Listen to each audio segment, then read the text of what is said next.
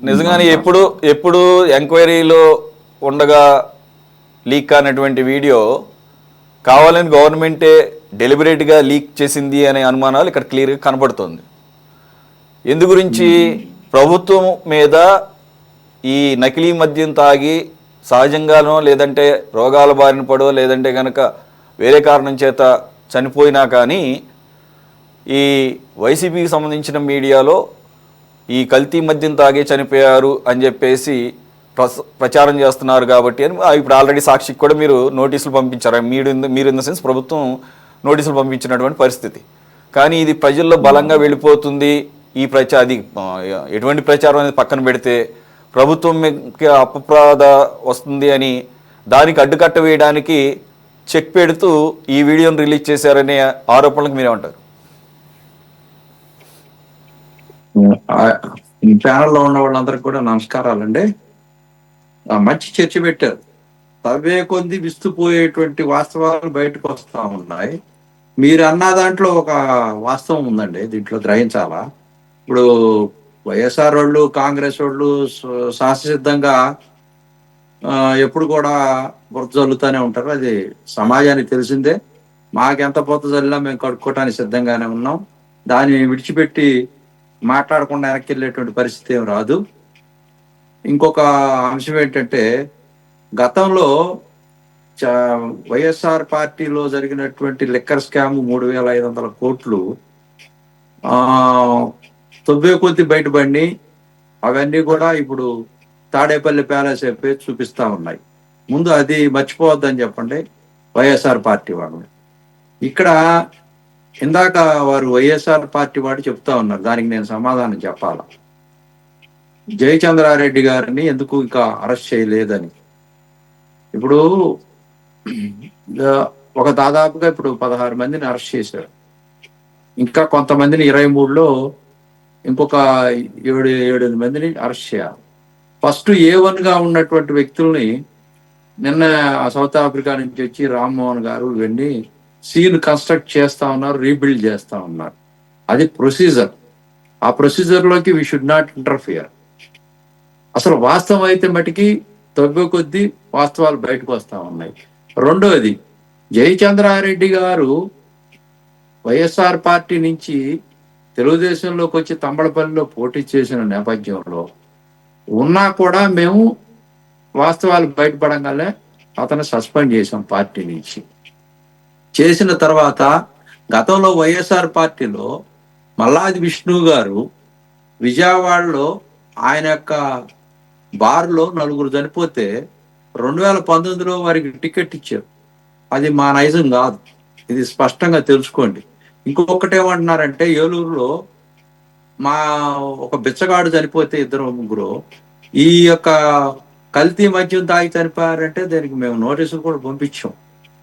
అప్పుడు వైఎస్ఆర్ పార్టీలో 30,000 మంది అనారోగ్యం పాలయ్యారు ఈ కల్తీ మద్యాలు తాగి. దాదాపుగా జంగారెడ్డిగూడెంలో 27 మంది చనిపోయారు. దాని మీద అసలు ఎటువంటి ఎంక్వైరీ లేదు. ఈ రోజున మేము సిట్టేసాం. ఈ రోజున స్వాగతిస్తూ మొగుండు కొట్టి మోసాలకి ఎక్కినట్టుగా ఈ యొక్క వైఎస్ఆర్ పార్టీ వాళ్ళు సిబిఐకి అంటే దాన్ని బాగా ఢిల్లీలో మేనేజ్ చేసుకోవటం బాగా ఎక్స్పర్ట్స్ అయిపోయారు. ఎట్లా చేసేసుకొని మనం నిష్ణాతులకు వచ్చి కంటిన్యూ చేయొచ్చు 16 దీంట్లాగా. ఇక్కడ చంద్రబాబు నాయుడు గారు వెరీ క్లియర్గా ఉన్నాడు. ఈ రోజున సురక్ష మేమే కనుక తప్పు చేయాలనుకుంటే మధ్యంలో వాడకలాగా మరి ఈ రోజున ఏదైతే చట్టపరంగా మేము డిజిటలైజేషన్ కాకుండా డిజిటలైజేషన్లో పేమెంట్స్ చేయిస్తున్నటువంటి వాస్తవం కాదా? ఇదంతా పోయిన తర్వాత ఇక్కడ ఇప్పుడు చంద్రబాబు నాయుడు గారు ఏం చెప్పారు? సురక్ష ఇక రేపు రాబోయే రోజుల్లో మద్యానికి సంబంధించినటువంటి మనం స్కాన్ చేసి దాని కనుక నొక్కితే అల్లోగ్రామ్ని దాంట్లో క్లియర్గా ఎర్రర్ అని వస్తే అది మంచి మద్యం కాదు అనేది స్పష్టంగా అక్కడ క్లియర్గా చెప్పడం జరిగింది. దీన్ని స్వాగతించాల్సినటువంటి అంశం. ఏదైనా సౌత్ ఆఫ్రికాలో మూలాలు ఉంటే వాళ్ళు అక్కడ ప్రాక్టీస్ చేసి దాన్ని ఇక్కడ డెవలప్ చేయటం, ఇక్కడ కూడా ఇంప్లిమెంట్ చేయాలనేటువంటి ఆ యొక్క ఇంటర్నేషనల్ హ్యాబిచువల్ క్రిమినల్స్ అండి వీళ్ళు. వైఎస్ఆర్ పార్టీకి సంబంధించిన వాళ్ళంతా కూడా ఈజీ ఎర్నింగ్కి అలవాటు పడిపోయి ఏ విధంగా చట్టాలను తూట్లు పొడుస్తూ దాన్ని తీసుకొస్తూ ఈ యొక్క చంద్రబాబు నాయుడు గారికి ఆపాదించాలని చూసేటువంటి నేపథ్యంలో ఇవన్నీ కూడా ఒక ఒక డ్రామా కంపెనీ వీళ్ళంతా కూడా. జోగి రమేష్ గారు అతను హ్యాబిచువల్ క్రిమినల్ అండి. ఇప్పుడు సురేష్ గారు అన్నారు, సురేష్ గారి పేరు ఎందుకు పెట్టలేదండి? మమ్మల్ని ఎంత విమర్శిస్తున్నారు కదా, చాలా సార్లు టీవీలోకి వచ్చి మాట్లాడుతున్నారు కదా, మరి సురేష్ గారి పేరు ఎందుకు పెట్టలేదు? జోగి రమేష్ గారి పేరు ఎందుకు పెడతాం? జోగి రమేష్ గారు చంద్రబాబు నాయుడు గారు ప్రతిపక్షంలో ఉన్నప్పుడు ఇంటికి పోయి అతన్ని హతమార్చడం కోసం ఒక ఎమ్మెల్యే ఉండి గవర్నమెంట్ ఉండి ప్రతిపక్షంలో ఉంటే చంద్రబాబు నాయుడు గారు ఇంటి మీదకి ఎందుకు వెళ్ళాడు దాడి అండి? అంటే అక్కడ మా వాళ్ళు అడ్డుకోకపోతే, సెక్యూరిటీ లేకపోతే మీ యొక్క ఉద్దేశం ఏంటండి? చంద్రబాబు నాయుడు గారిని హతమార్చాలనే కదా. అంటే మీరు చేస్తేనేమో సంసారం, మేము చేస్తేనేమో వ్యభిచారమా? అంటే ఏదన్నా అంటేనేమో మొగుడు కొట్టి మోసాలకు ఎక్కినట్టుగా మీరు ఈ యాగ్ చేస్తూ ఉంటారు సమాజంలో. ఏమంటే ఇన్ని ఉంటే మీరు ఏం చేస్తున్నారు? ఇప్పుడు అద్దెపల్లి జనార్దన్ గారు, రామ్మోహన్ గారు వచ్చారు, వాళ్ళు అన్ని నిజాలు చెప్తానని సౌత్ ఆఫ్రికా నుంచి ఇక్కడికి వచ్చాడు. తప్పు జరిగింది, జరగలేదని కాదు, జరిగిన దాన్ని ఎట్టా సవరణ చేసుకొని దాన్ని సిట్టేసి రేపు ఒన్నులో ఎవడైనా తప్పు చేయాలంటే ఒన్నులో వెనుక పుట్టేటట్టుగా చంద్రబాబు నాయుడు కింద కాంగ్రెస్ వాళ్ళు అంటా ఉన్నారంటే, కాంగ్రెస్ వాళ్ళు అసలు ఈ యొక్క అటవిక సామ్రాజ్యాన్ని సృష్టించిందే కాంగ్రెస్ వాళ్ళు, ఇప్పుడు కాదు.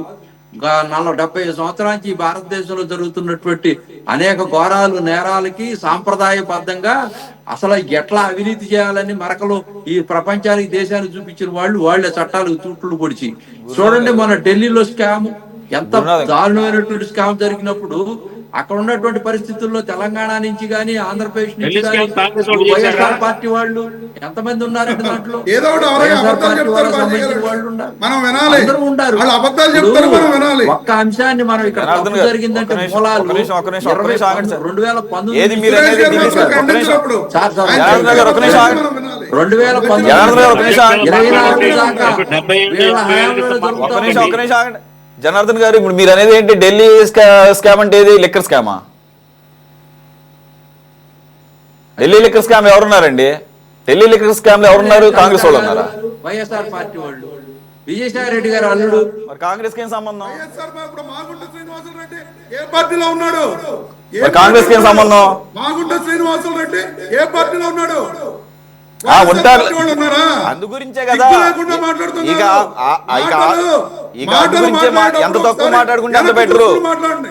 ఎట్లా అయితే కేసులు మాఫీ అవుతాయో, ఎలా అయితే కేసులు మాఫీ చేసుకోవాలో ఆ రకంగా పార్టీలు మారుతుంటారు. దాని గురించి మాట్లాడుకుంటాం అనవసరం. కాబట్టి పార్టీ మారిన వాళ్ళు వైసీపీలో ఉన్నారు సార్. పార్టీలు మారింది కాదు ఇక్కడ అంశం. వాళ్ళు అక్కడ చేశారు. జనార్దన్ రావు గారు, నేను చెప్తానండి, ఇక్కడ స్కామ్లన్నీ చేసి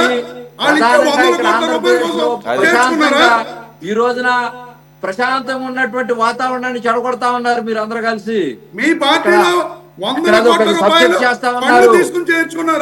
ఈ రోజున మేము కఠినమైనటువంటి నిర్ణయాలు తీసుకుంటున్నాం. మీరు ఎందుకు డిజిటల్ పేమెంట్ ఎందుకు చేయలేదు? జగన్మోహన్ రెడ్డి గారు ఈ రోజున చంద్రబాబు నాయుడు గారు ఇమీడియట్ గా సురక్ష అనేటువంటి దాన్ని స్కీమ్ ఇంప్లిమెంట్ చేస్తున్నాడు. ఇవాళ తెలియగానే మీరు అనవసరంగా ఢిల్లీ లిక్కర్ స్కామ్ సంబంధం లేనటువంటి వాళ్ళందరికీ కూడా అంటగడతానంటే కుదరదు. Right sir. కోటేశ్వర గారు.